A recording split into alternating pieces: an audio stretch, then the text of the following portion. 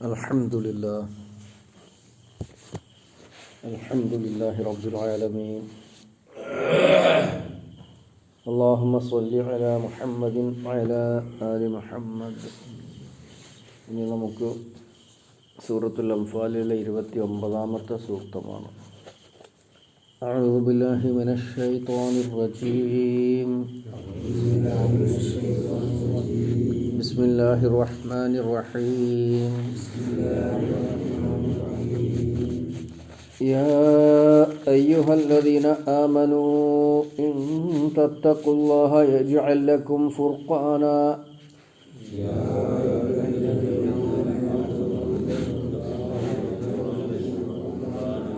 ويكفر عنكم سيئاتكم ويغفر لكم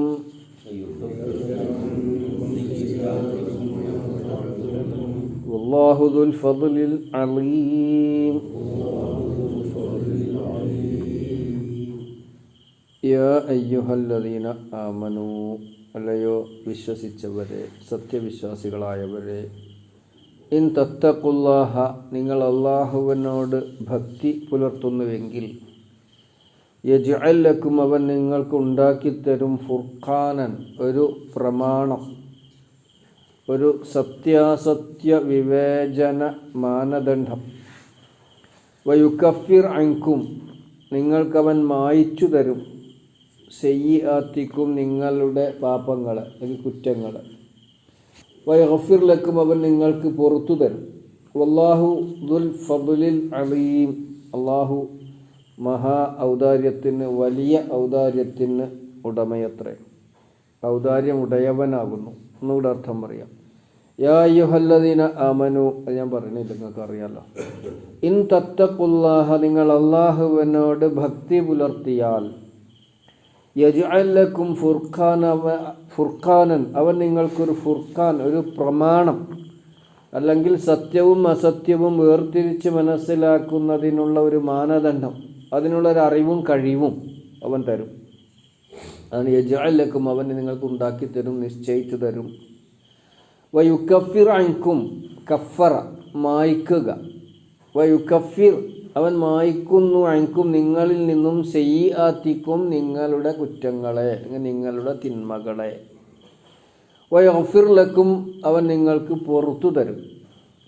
വല്ലാഹു, അല്ലാഹു ആകട്ടെ, ദുൽ ഫദ്ലിൽ അലീം, മഹത്തായ ഔദാര്യമുടയവനാകുന്നു. സുബ്ഹാനല്ലാഹ്. അർത്ഥം മനസ്സിലായിട്ടുണ്ടാവും. അല്ലാഹുവിനോട് തഖ്വ പുലർത്തുക, അങ്ങനെ ഒരു മാനസികാവസ്ഥയിലെത്തുക.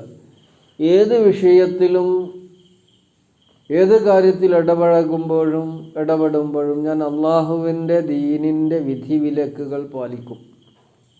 നമ്മൾ ഖുത്ബയിൽ ആഹ്വാനം ചെയ്യലില്ലേ, അള്ളാഹുവിനോട് തഖ്വ പുലർത്തണം. ചെറുതും വലുതും രഹസ്യവും പരസ്യവുമായ എല്ലാ കാര്യത്തിലും യാ അയ്യുഹല്ലദീന ആമനു തഖുല്ലാഹ ഹഖ്ക തുഖാതി, പലതരം വാചകങ്ങൾ ഉപയോഗിച്ചുകൊണ്ട് ഖത്തീബുമാർ നമ്മൾ പറയാറുണ്ട്. ഇവിടെ അങ്ങനെ തഖ്വ പുലർത്തിയാൽ ലഭിക്കുന്ന നേട്ടം എന്താണ് നേട്ടം? നേട്ടം ഒന്ന്, നിങ്ങളിൽ നിന്ന് വന്നിരിക്കുന്ന ചെറുതും വലുതുമായ പാപങ്ങളൊക്കെ അല്ലാഹു പുറത്തു തരുന്ന. അപ്പോൾ തഖ്വ പുലർത്തിയാൽ യജ്അൽ ലക്കും ഫുർഖാൻ എന്നാണ് ആദ്യം പറഞ്ഞത്. ഒരു ഫുർഖാൻ തരും. ഫുർഖാൻ എന്നുള്ള വാക്ക് ഖുർആനിൻ്റെ ഒരു പര്യായമാണെന്ന് നമുക്കറിയാം. അതോടൊപ്പം ഏതൊരു വിഷയത്തിൽ ഫുർഖാൻ നൽകുക എന്ന് പറഞ്ഞാൽ എന്താണ്? മുത്തഖികളായ ആളുകളെ സംബന്ധിച്ചിടത്തോളം ഏതൊരു വിഷയത്തിലും, ഏതൊരു കാര്യത്തിലും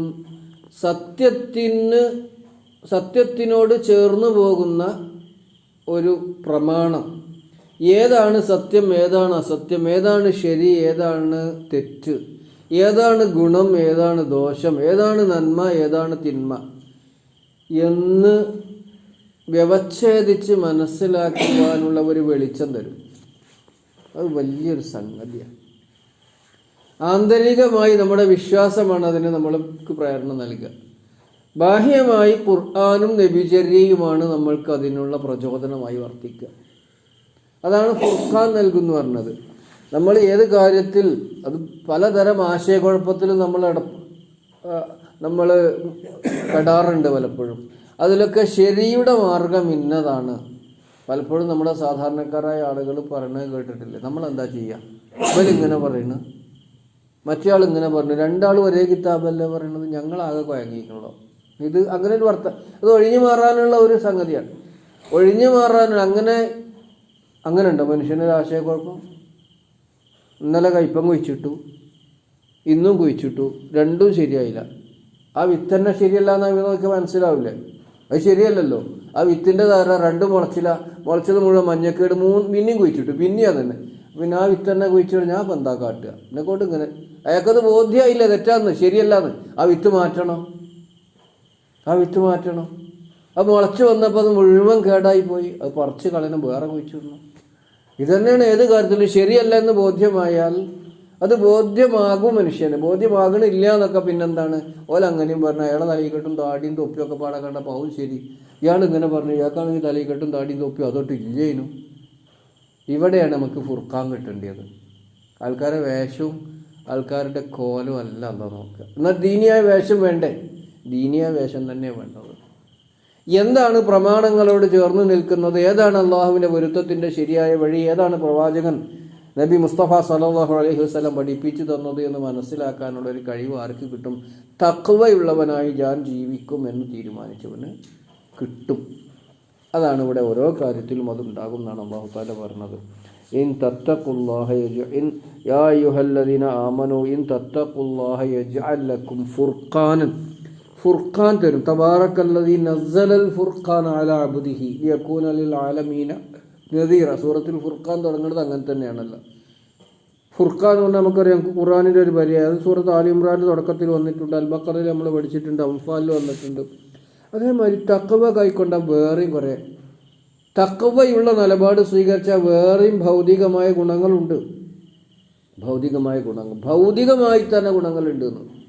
ലൗകികമായി തന്നെ ദുനിയാവ് തന്നെ അല്ലാഹു തആലയുടെ ഫലം നൽകുന്ന വമൻ യത്തഖില്ലാഹ യജ്അൽ ലഹു മഖ്റജ. സൂറത്ത് തലാഖിലെ 2-ാമത്തെയും 3-ാമത്തെയും ആയത്ത് കൂട്ടി വായിക്കുമ്പോൾ ആരെങ്കിലും അള്ളാഹുവിനോട് തഖ്വ പുലർത്തിയാൽ അവനൊരു മഖ്റജ്, എല്ലാത്തിനും ഒരു മോചനം, ഒരു മുക്തി. അത് അല്ലാഹു തആല അവനൊന്നും അലട്ടൂല. അങ്ങനെ ഉണ്ടല്ലോ. അത് ഒരു ദുനിയാവിലെ ചെറിയൊരു വിഷയം ഉണ്ടാകുമ്പോഴേക്ക് അതിൻ്റെ പിന്നാലെ പോയിട്ട് ആകപ്പാട് അസ്വസ്ഥനായി പ്രയാസപ്പെടില്ല. യജ്അൽ ലഹു മഖ്റജൻ, അവരൊരു മഖ്റജ് പറഞ്ഞ മുക്തിമാർഗം, മോചനമാർഗം, തുറവി. വയർസുഖുഹു മിൻ ഹൈസു ലാ യഹ്തസിബ്, അപ്രതീക്ഷിതമായ മാർഗത്തിലൂടെ അല്ലാഹു തആല റിസ്ഖ് നൽകും, വിഭവം നൽകും, അന്നം നൽകും. എപ്പോൾ?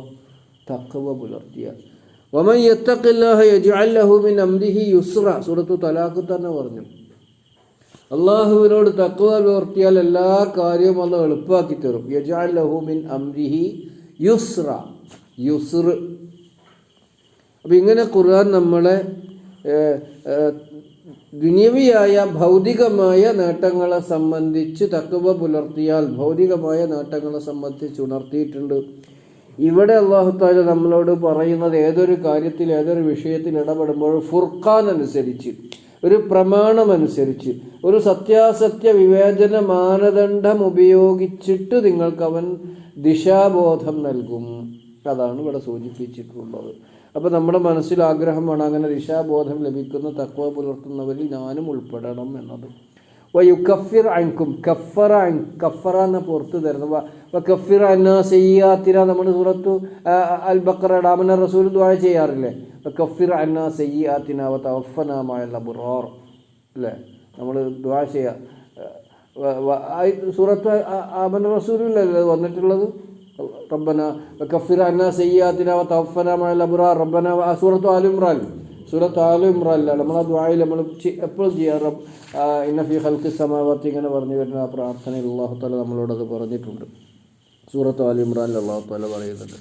അപ്പോൾ അതുപോലെ തന്നെ ഇന്നൽ ഹസനാത്തി യുദ്ഹിബിന സയ്യിആത്തി, നന്മ ചെയ്താൽ തിന്മ നീക്കും എന്നുള്ള അതൊക്കെ തന്നെയാണ് ഇവിടെയും സൂചിപ്പിച്ചിട്ടുള്ളത്. തഖ്വ പുലർത്തുന്നുവെങ്കിൽ അല്ലാഹു തആല തിന്മകൾ മായ്ച്ചു തരും. സയ്യിആത്ത് വയഗ്ഫിർ ലക്കും, അതോടൊപ്പം പുറത്തു തരും. തിന്മകളെ മായ്ക്കുന്നതോടൊപ്പം മറ്റു ഇങ്ങനെ നന്മ കൊണ്ടോ ഫുർഖാൻ സ്വീകരിക്കുന്നത് കൊണ്ടോ മായ്ച്ചു കളയാത്ത കുറ്റങ്ങൾ, അല്പം കൂടി ഗുരുതരമായ കുറ്റങ്ങളുണ്ടെങ്കിൽ അതവൻ പുറത്തു തരികയും ചെയ്യും. കേട്ടോ, അപ്പോൾ തഖ്വ പുലർത്തിയാൽ കുറ്റങ്ങളെ മായ്ക്കും.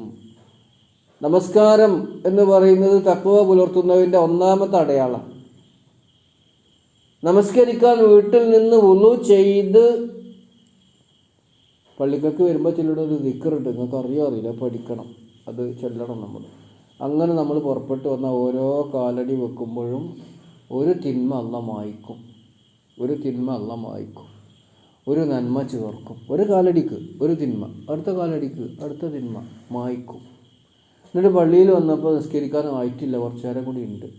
അപ്പോൾ നമ്മളിവിടെ നിസ്കാരം പ്രതീക്ഷിച്ചിരിക്കുകയാണ് സുന്നത്ത്. അതുപോലെ നിസ്കാരത്തിൻ്റെ ഫലം നമുക്ക് തരും. അതോടൊപ്പം നമ്മളെ തിന്മകളെ മായ്ക്കും. ഒളു ചെയ്യുമ്പോൾ കണ്ണും മുഖമൊക്കെ കഴുകുമ്പോൾ കണ്ണുകൊണ്ട് ചെയ്ത കുറേ കുറ്റങ്ങളുള്ള പൊറുക്കും. വായിൽ വെള്ളമെടുത്ത് വായി കഴുകുമ്പോൾ നാവ് കൊണ്ട് സംഭവിച്ച കുറ്റങ്ങൾ പൊറുക്കും. കണ്ടോ, ഓരോ അവയവങ്ങൾ നമ്മൾ ആ വെള്ളത്തുള്ളികളുടെ കൂടെ നമ്മളെ കുറ്റങ്ങൾ കൂടി കൊഴിഞ്ഞു പോകും. കണ്ടോ, അപ്പോൾ ഇൻ തത്തഖുല്ലാഹ യജ്അൽ ലഹു ഫുർഖാനൻ വയുകഫിർ അൻകും സയ്യിആതികും. കുറ്റങ്ങളെ മായ്ച്ചു തരുന്ന പറഞ്ഞാൽ ഇങ്ങനെയാണ്. അത് ഹദീസിൽ അങ്ങനെ തന്നെ. ഓരോ നന്മ ചെയ്യുമ്പോഴും ഈ ഗുണം, ആ നന്മയുടെ ഗുണം, അതോടൊപ്പം തിന്മകളിൽ നിന്ന് മുക്തി അല്ലാഹു തആല തരും. അങ്ങനെ തഖ്വ പുലർത്തി ജീവിക്കുന്ന ഭാഗ്യവാന്മാരിൽ അല്ലാഹു ഞങ്ങളെല്ലാവരെയും ഉൾപ്പെടുത്തുമാറാകണേ. വയഗ്ഫിർ ലക്കും, അവൻ നിങ്ങൾക്ക് പുറത്തു തരും. അല്ലാഹു ദുൽ ഫളൽ, അള്ളാഹു ഔദാര്യമുള്ളവനാണ്. കണ്ടോ, എന്താണ് ഈ ഔദാര്യം എന്ന് പറഞ്ഞാൽ?